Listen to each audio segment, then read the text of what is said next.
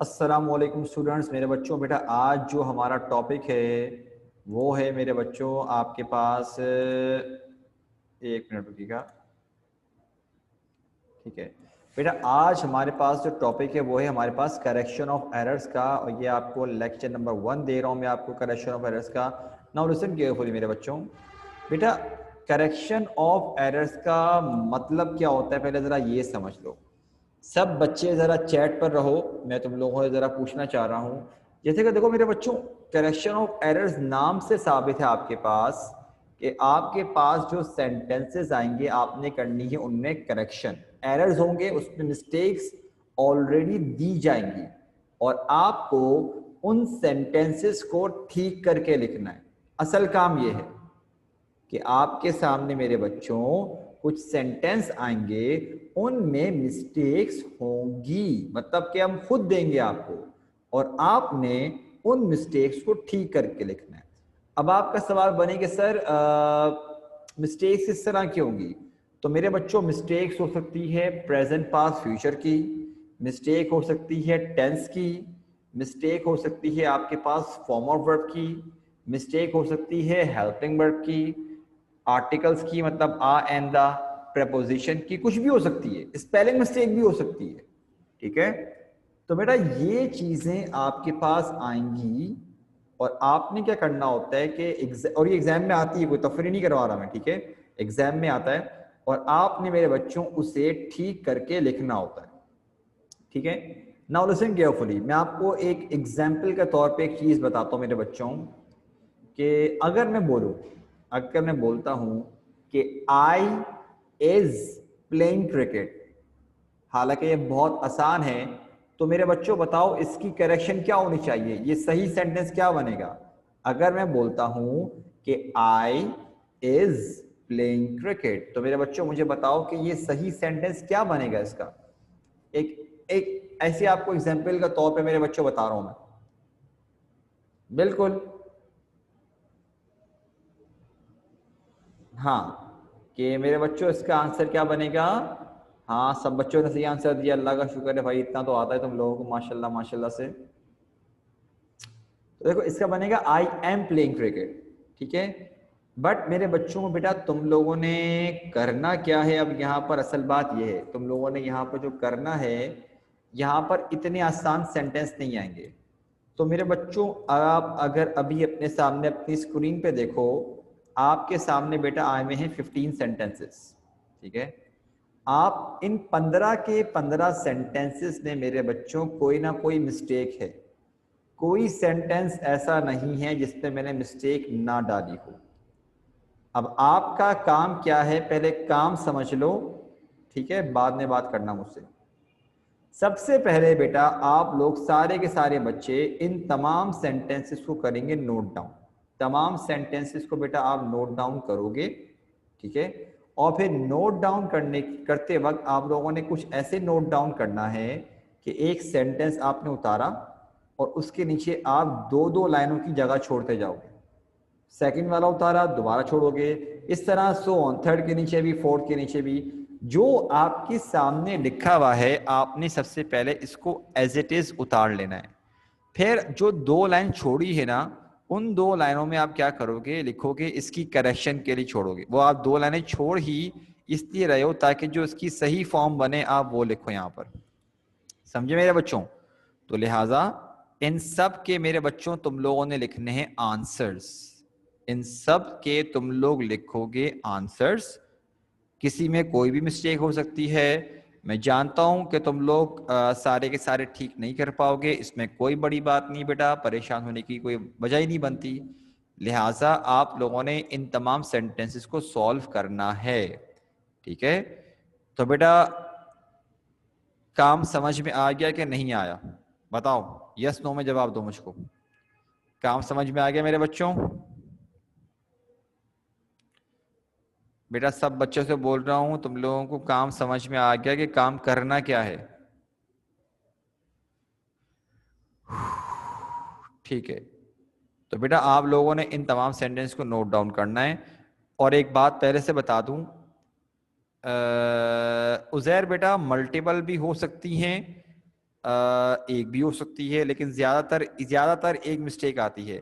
Exam में आपके पास 5 sentence आते हैं, लेकिन बेटा वो 5 सेंटेंस के लिए प्रिपेयर तब हो पाओगे जब आपने बहुत सारे सेंटेंसेस की प्रैक्टिस करी हुई होगी, बहुत सारी करेक्शन की मिस्टेक करी होगी।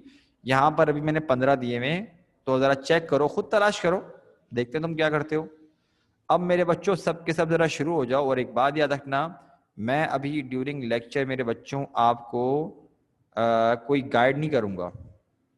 मतलब कि मैं सिर्फ अभी देखना चाह रहा हूँ कि तुम लोग कितने पानी में हो, ताकि मुझे अंदाज़ा हो, तो फिर मैं तुम लोगों को उसके मुताबिक गाइड करना शुरू करूँगा। ये मत पूछना कि सर क्या ये हमने सही आंसर लिखा, मैं ये नहीं बताऊँगा। हाँ, ये पूछता हूँ कि सर इसकी फर्स्ट फॉर्म क्या होती है, इसकी सेकंड फॉर्म क्या होती है, ये पूछ लोगे, मैं ये बता दूंगा। बाकी ये पूछना कि सर इसकी इसकी हेल्पिंग वर्ब क्या आएगा सर, इसकी ये नहीं बताऊंगा मैं। सही है, अब खुद करना शुरू हो। तुम लोगों को मेरे बच्चों में ये काम कंप्लीट करने के लिए टोटल जो टाइम दे रहा हूँ वो दे रहा हूँ मैं आपको 20 मिनट्स, क्योंकि मेरे बच्चों मुझे आखिर के 10 मिनट्स चाहिए एक्सप्लेनेशन के लिए। तो 20 मिनट्स के बाद मैं डायरेक्ट खुद आंसर्स विद एक्सप्लेनेशन आपको बताना शुरू कर दूंगा। And your time starts now. शाबाश, सारे शुरू हो, सब के सब फटाफट करो बेटा, सब के सब।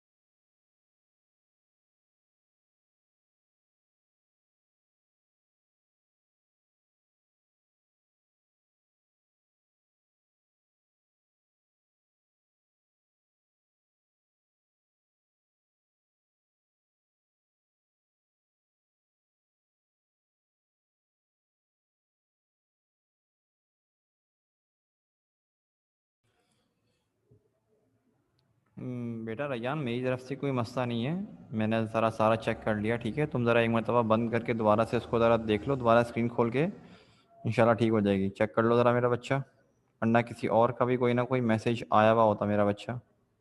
चलो ठीक है, गुड है बेटा, करो।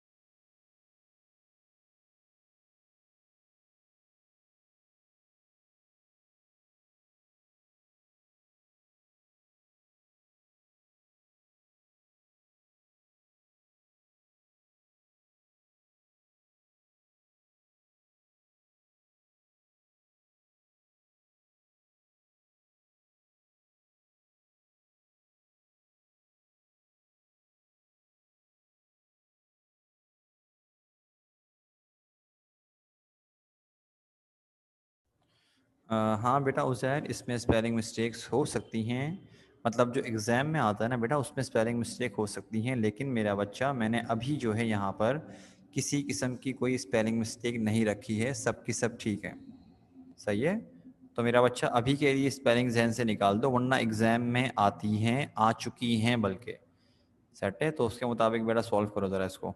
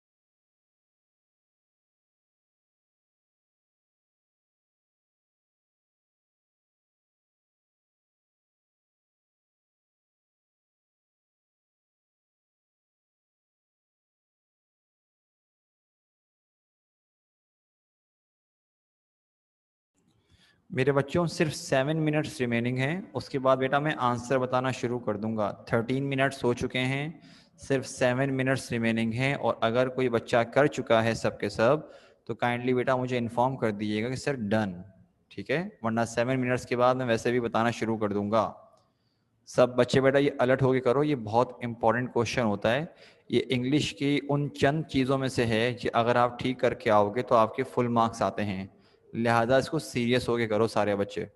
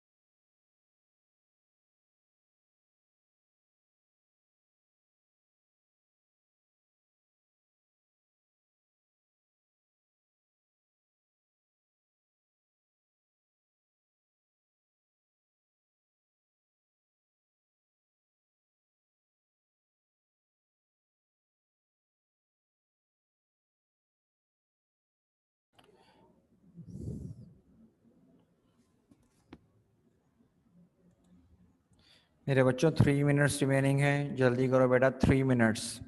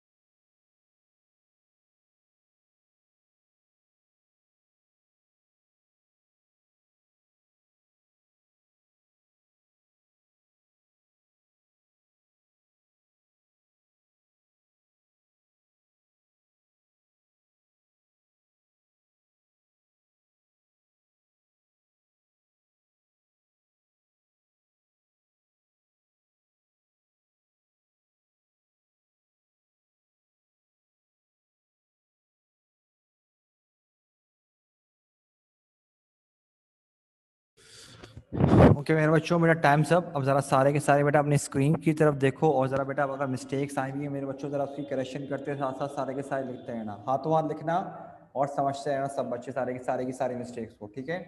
Now let's begin. मेरे बच्चों बेटा हमारे पास पहला जो सेंटेंस आ रहा है कि Ali die in the first world war. अब मेरे बच्चों देखो ये पास्ट का सेंटेंस है, तो बेटा पास्ट के लिए हमें इसकी सेकंड फॉर्म लगानी पड़ेगी क्योंकि प्रेजेंट का हो ही नहीं सकता। मरना बंदा एक ही बार मरता है, बार बार थोड़ी मरता है, सही है ना। तो क्या होगा, Ali died in the first world war, ये मिस्टेक है इसके अंदर। सेकंड है he was the enemy of war. मेरे बच्चों यहाँ पर कोई पर्टिकुलर चीज के बारे में मेंशन नहीं किया गया कि हम दा लगा दें, यहाँ पर आना चाहिए he was an enemy of war, ठीक है। कोई पर्टिकुलर चीज हो तो वो खुद आपको पता चल जाती है, लेकिन बेटा यहाँ पर वो नहीं है कहानी। नेक्स्ट है मेरे बच्चों हमारे पास we are now go to the market. Now अभी की बात की जा रही है और आर इसका मतलब बेटा आर आ रहा है तो यहां पर आएगा going. We are now going to the market. A honest man is noblest work of God. अब मेरे बच्चों एक बात का ध्यान रखना, आ ऑनेस्ट नहीं होता, होता है एन ऑनेस्ट, एन ऑनेस्ट। और इसके साथ साथ जब कभी मेरे बच्चों सुपरलेटिव फॉर्म यूज हो उससे पहले लगता है द, तो क्या बन जाएगा, an honest man is the noblest work of God, सही। नेक्स्ट है he couldn't saved his mother. अब आप जरा चेक करो, कुडंट लिखा हुआ है और लिखा हुआ है सेव्ड। मेरे बच्चों ये जो वर्ड्स है ना, can could may might shall should will would, ये जो इस तरह के आते हैं, ठीक है, या has to have to had to, ये जो वर्ड्स हैं मेरे बच्चों इसके आगे हमेशा हम यूज करते हैं first form of the word. इसका मतलब चाहे वो नेगेटिव में हो, कुछ भी हो, नेगेटिव है, इंट्रोगेटिव हो, इंट्रोनेगेटिव हो, लेकिन वर्ब की फॉर्म आएगी फर्स्ट। तो मेरे बच्चों ये क्या बन जाएगा, he couldn't save his mother, सही है। मैं जरा 10 तक काउंट कर रहा हूं मेरे बच्चों, जरा जो करेक्शन करनी कर लो। 1 2 3 4 5 6 7 8 9 10। नाउ लेट्स कंटिन्यू मेरे बच्चों। आगे आ रहा है बेटा हमारे पास I shall go to my village in Sunday morning. अब मेरे बच्चों संडे से पहले इन नहीं आता, क्या लगाओगे, ऑन। डे से पहले लगाते हो ऑन, ऑन संडे मॉर्निंग, ठीक है ना। She is a best student of our class. Good, better, best, superlative form, ठीक है। तो बेटा दा लगेगा यहाँ पर, she is the best student of our class. It is raining since morning. अब मेरे बच्चों अगर आपको ये बताया जाए कि कोई काम जो हो रहा है वो कब से हो रहा है, तो बेटा वो कंटिन्यूस सेंटेंस नहीं रहता, वो बन जाता है परफेक्ट कंटिन्यूस। तो हम क्या करेंगे, इसको इज नहीं लगाएंगे बल्कि लगाएंगे it has been raining since morning, सही है। नेक्स्ट है she is afraid from snake. Afraid from कुछ नहीं होता बेटा, अफ्रेड कॉम्बिनेशन में एक और वर्ड के साथ आता है और वो बनता है she is afraid of snake, she is afraid of snake. Next है where you spent your holiday. अब मेरे बच्चों मेरा आपसे एक सवाल, जल्दी से मुझे जवाब दो। अगर मुझे आपसे पूछना हो तुम कैसे हो, तो आप क्या पूछते हो, जरा मुझे बताओ, इंग्लिश में क्या बोलते हो, तुम कैसे हो, कैसे बोलते हो इंग्लिश में, बताओ जरा मुझको। हाँ बेटा शाबाश, सही है। पिज़्ज़ा,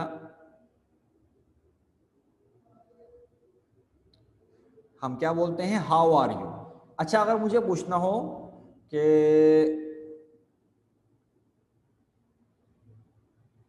मिसाल के तौर पे हम बोलते हैं ना कि कहते हैं अपना तुम कहाँ रहते हो, क्या बनेगा, तुम कहाँ रहते हो।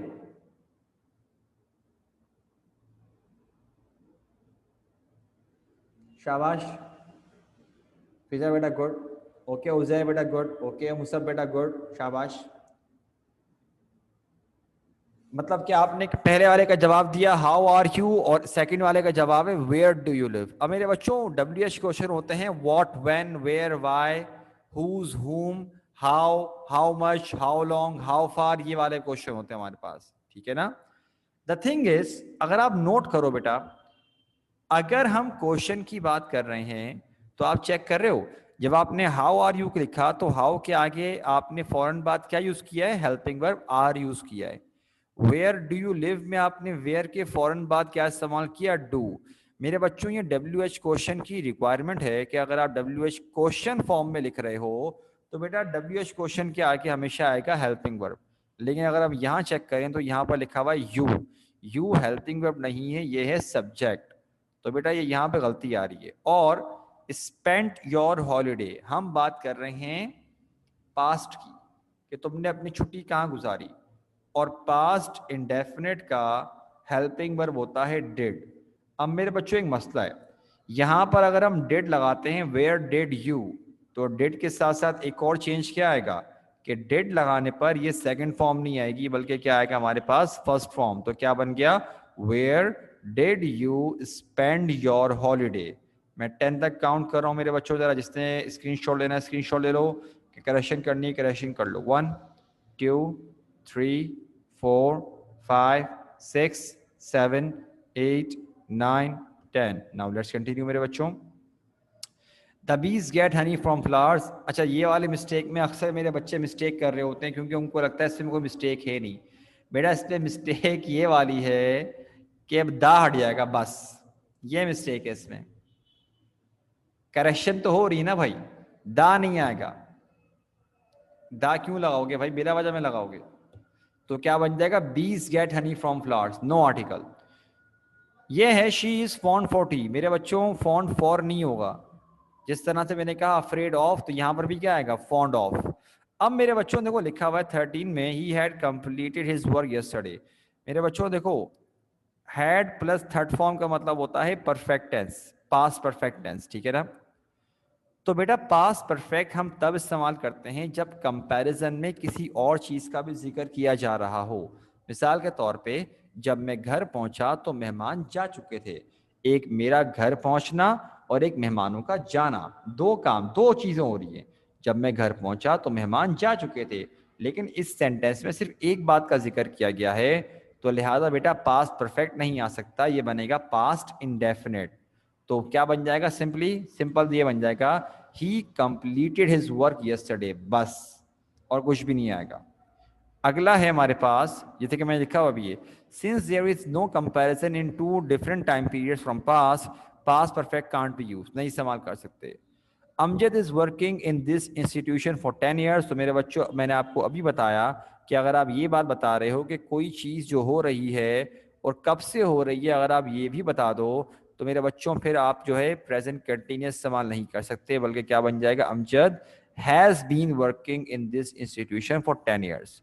और लास्ट है Birkenhead was a troop ship. ये पॉइंट मेरे बच्चों मैंने आपको जब चैप्टर पढ़ाया था तब भी बताया था शायद, कि बेटा शिप्स के नाम से पहले आप रूल है कि दा यूज करोगे। तो क्या बन जाएगा, the Birkenhead was a troop ship, simple as that. मेरे बच्चों बेटा यहाँ तक हमने आपको बता दिया, 15 सेंटेंसेस आए हैं। मुझे बताओ कि आपकी कितने सेंटेंसेस में मिस्टेक आई है, और साथ साथ ये अगर समझ में आ गया ना कि मिस्टेक क्यों आई है आपकी, तो मेरे बच्चों बताओ सर इतनी मिस्टेक्स एंड ऑल क्लियर। जल्दी करो बेटा, सिर्फ 1.5 मिनट के करीब करीब रहता है। बताओ मुझको सब बच्चे। शाबाश बेटा हुसैन। लेकिन हुसैन बेटा मुझे ये तो बताओ कि अगर 4 में मिस्टेक आई है तो बेटा क्लियर है।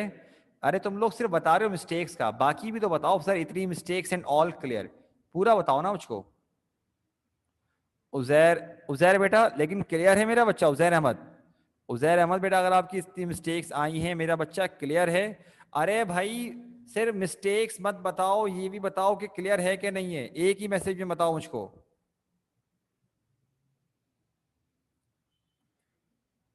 बाकी क्या सो रहे हो सारे क्लास में, बाकी भी जवाब दो।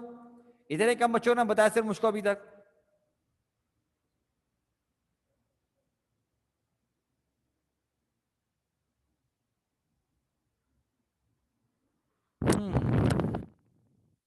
तो मेरे बच्चों बेटा ये था हमारे पास करेक्शन ऑफ एरर्स। मेरे बच्चा हम इसको बीच बीच में किया करेंगे, ठीक है, क्योंकि ये आपके एग्जाम का पार्ट है। इंशाल्लाह बीच में हम, दरअसल मेरा पहले टारगेट था कि आपको मैं चैप्टर्स वगैरह कंप्लीट कराऊं ताकि आप सेमी ग्रेड टेस्ट के लिए तैयार हो जाओ। फिर हम ग्रामर ज़रा पढ़ेंगे, बीच में पढ़ रहे हैं लेकिन और पढ़ेंगे, फिर और डिटेल में पढ़ेंगे, सही है, क्योंकि ये इसकी बहुत इंपॉर्टेंस है। तो मेरे बच्चों बेटा आज की क्लास हमारी यहाँ पे ख़त्म हुई, और मैं उम्मीद करता हूँ मेरा बच्चा आपको यह लेक्चर अच्छा लगा होगा। इंशाल्लाह बाद में कंटिन्यू करते हैं। ओके, अपना ख्याल रखिएगा मेरे बच्चों। अस्सलाम वालेकुम, अल्लाह हाफिज़।